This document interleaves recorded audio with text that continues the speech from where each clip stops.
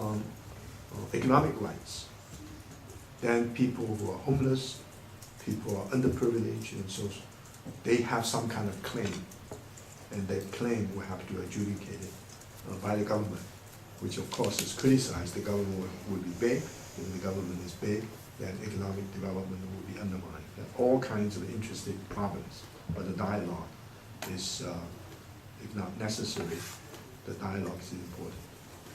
Now, let me have very little bit of time to address the question about forming a unity between heaven and earth and mirror things. I mentioned these 4 dimensions. These are differentiating or discriminating principles.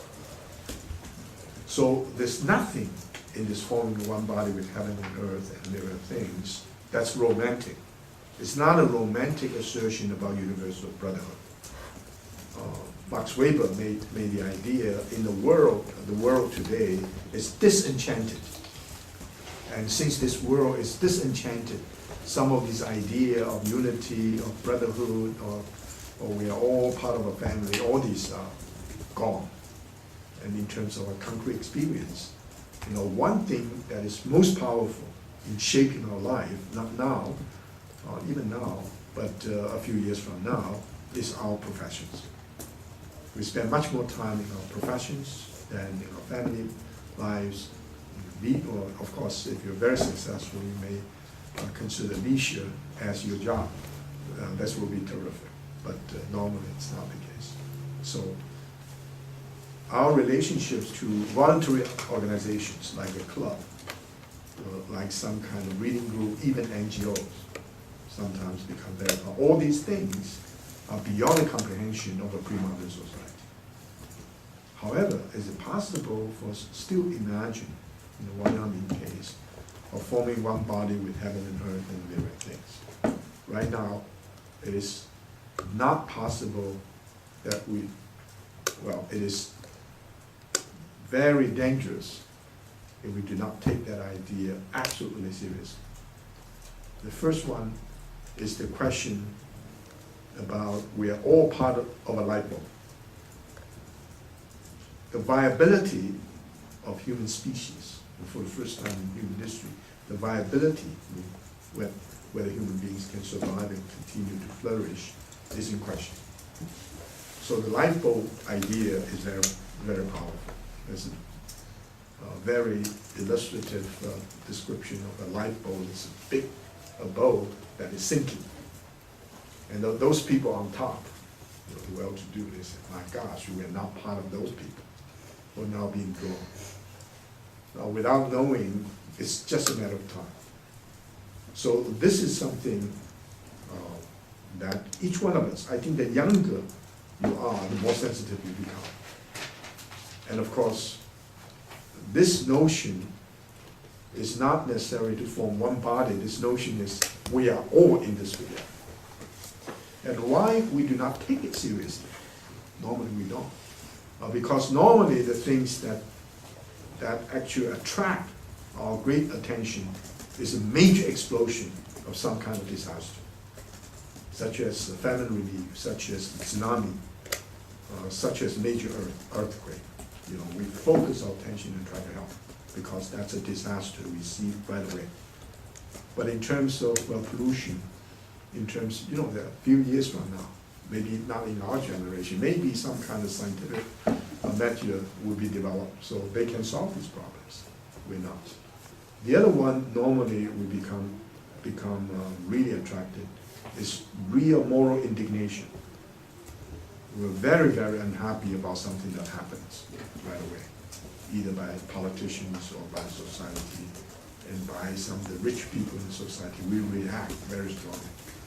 But for natural phenomena, for pollution, we're not that easily mobilized. And we know for sure, both intellectually and emotionally, there's something we need to do.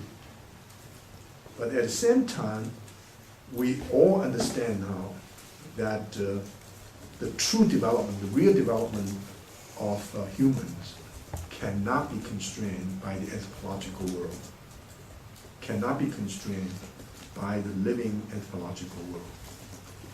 And we now become more and more sensitive to the participation of many other forms of life for our existence. You know, geodiversity, biodiversity, all these other forms are necessary for human survival. If we take into consideration of our culture, even linguistic diversity is important. And of course, language is now from 6,000 already to about 600, from 6,600, and it's diminishing very fast. And you know the people in France is deeply worried about French as a national language. It used to be, you know, the language for diplomacy in general.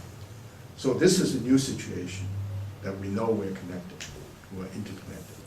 And so what we see now, what Wang also see, if you read that great learning is really fascinating, is that we're interconnected. So we can form a body with heaven and earth and other things, and yet that interconnectedness is totally destroyed because our sense of what is profitable to us here now. It's short-lived, it's immediate, and it's not going to help us in the long run. Next week, I hope you give us a very short description. You have a 1 week to think about what you want to do on the 17th of April. Just, you can change your mind, but give a short description so we can organize that 3-hour meeting. And you'll be asked to give a presentation no more than 10 minutes, maybe even shorter. You know, in some of the meetings, like Davos, in the forum, the time is always limited to 6 minutes. When you reach 6 minutes, the light will be on, the microphone will be turned off. In the United Nations, no matter what, even if you are Castro, you are asked to give 5 minutes. You know, Castro's lectures.